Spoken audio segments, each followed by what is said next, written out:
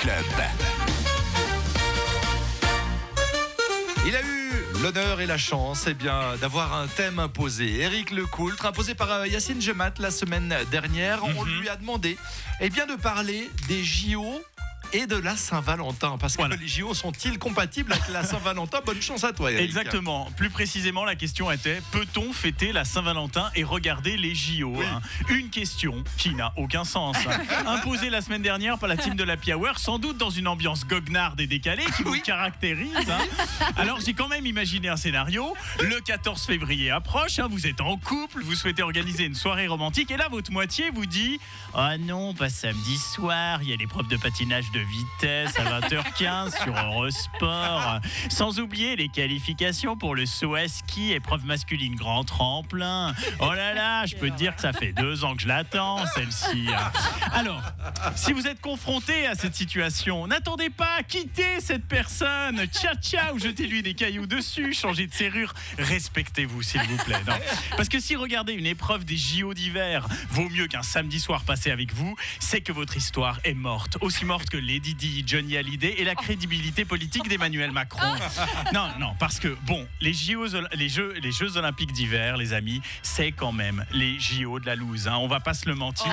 C'est les JO créés spécifiquement pour les pays qui sont nuls dans tous les autres sports. C'est vrai, il a un peu raison. Alors évidemment que la Suisse adore.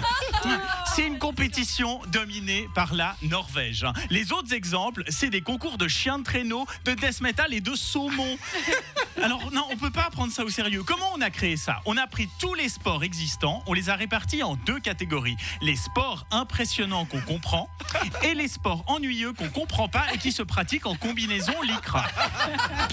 Et cette 2e catégorie a donné les JO d'hiver. Qui peut sérieusement défendre un sport comme le combiné nordique? C'est des gens qui font du saut à ski et du ski de fond, voilà. Ou le biathlon, du ski de fond avec du tir. C'est des sports tellement nuls que tu es obligé de les mélanger avec d'autres sports qui n'ont rien à voir pour que ça donne quelque chose. On fait pas ça au JO d'été. On lance pas des cyclistes dans une piscine pour rendre ça plus impressionnant. On donne pas une perche aux rugbymen en leur disant: vas-y, saute par-dessus les buts. Et puis quoi encore? Après, on mélange l'escrime, du tir, de la natation, de la course, de l'équitation, et on appelle ça c'est le pentathlon en fait. Voilà. Ça existe en vrai. Bon, après il faut voir aussi les noms de merde qu'on donne au sport au JO d'hiver. Non, mais vous avez regardé un peu la liste des disciplines: le short track, le big air, le monobob, le half pipe ou encore le slope style. C'est des noms inventés par des gamins pour des sports qui n'existent pas. Mais comme personne ne regarde, on s'est juste jamais rendu compte qu'il y avait un canular en fait là derrière. Alors bon, je sais que c'est très délicat de dire du mal des JO d'hiver en Suisse, on est d'accord, à cause du ski, le ski, sport national, bien sûr, sport noble et instructif.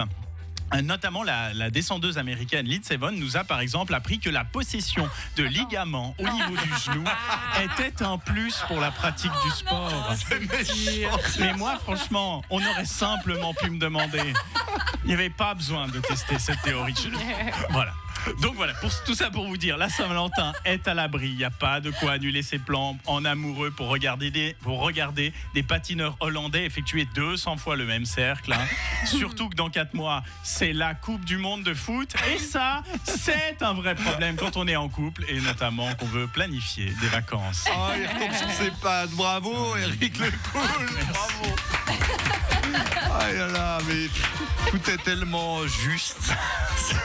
C'est incroyable. Tu vois, ça t'a inspiré. Ça se voit que je suis un rageux.